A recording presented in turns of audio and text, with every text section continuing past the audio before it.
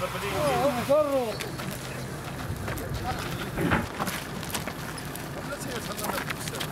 شهرين فلوس مزيان.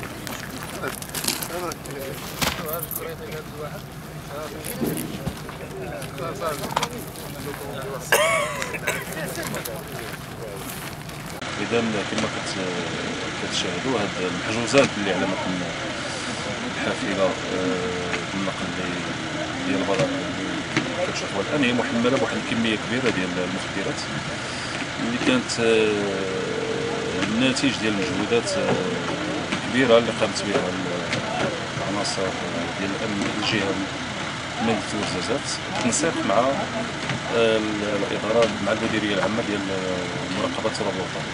إذا كانت تنسيق مهم من خلاله تم الإنجاح ديال العمليات في مناطق مختلفة في مدينة ورزازات على مستوى المنطقة ديال تازنقت، وكذلك في مدينة زاكورا بالتنسيق مع المنطقة الأمنية ديال مدينة زاكورا اللي من خلالها كذلك تم إحباط عملية ديال التهريب ديال كمية مهمة والحجز ديال السيارات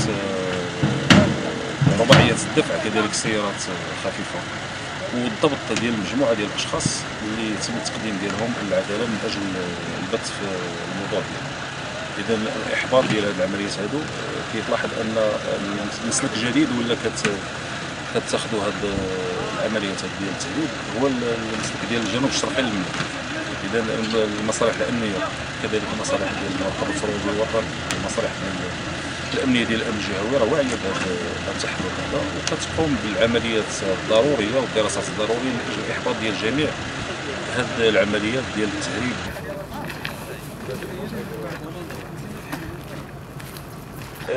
اليوم تتم هذه العملية ديال إتلاف ديال كمية مهمة من المخدر الشراء التي حجزت على 3 مراحل بحيث تقدر الكمية تطول تقريبا 700 كيلو بقيمة إجمالية 3,700 مليون ديال السنتيم.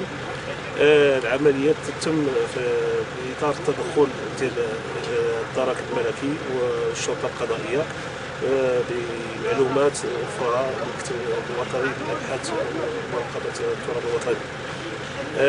طبعا هذه العملية هذه اجرات في تجريب تحت اشراف النيابه العامه المختصه وتشمل تقريبا الحجوز كامل اللي صادر في هذا الوقت الممتد ما بين شهر يناير ودجنبر من السنه الفارطه.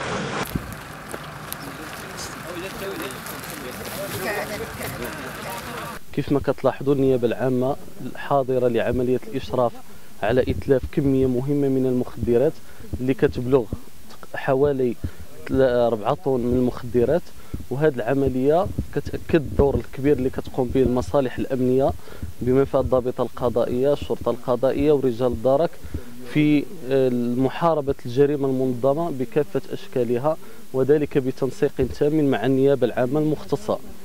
هذه العملية تأتي بعد الأحكام التي تصدر في مواجهة هؤلاء الأشخاص المخالفين للقانون، وذلك بمصادرة البضائع المحجوزة وإتلافها طبقا للقانون.